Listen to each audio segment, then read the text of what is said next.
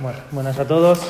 Vamos a presentar a Jandro, primer fichaje de esta temporada. Jandro, bueno, es conocido en el fútbol asturiano, mucha trayectoria en Segunda B, muchos partidos. Evidentemente para nosotros creo que va a ser un jugador muy importante. Nos va a dar mucha velocidad, un jugador muy vertical, muy cotizado por todos los equipos asturianos.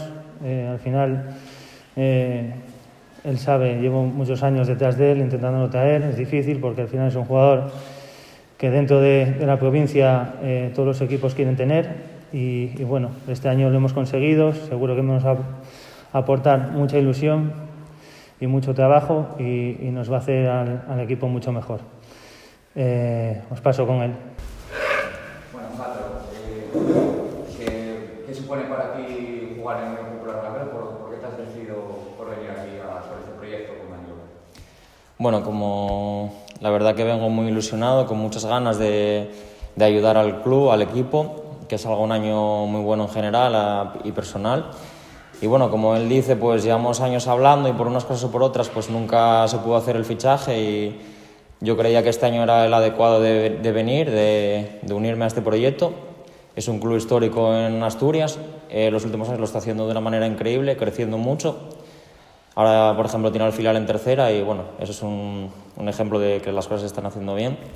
Y bueno, yo lo que digo, vengo con muchas ganas y ilusión.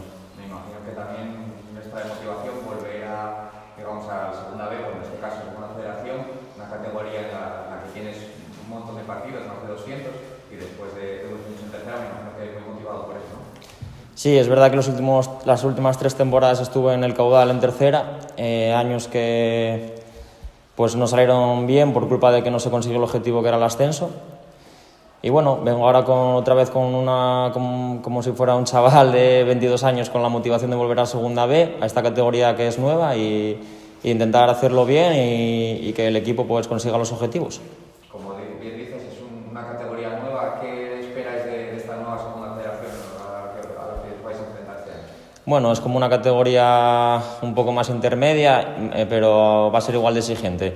Al final hay equipos muy buenos, hay equipos también históricos y nosotros tenemos que ir poco a poco, ir viendo dónde podemos ir metiendo la cabeza y sin ponernos objetivos a largo plazo y poco a poco conseguir la salvación y ver dónde podemos estar y por lo que podemos competir.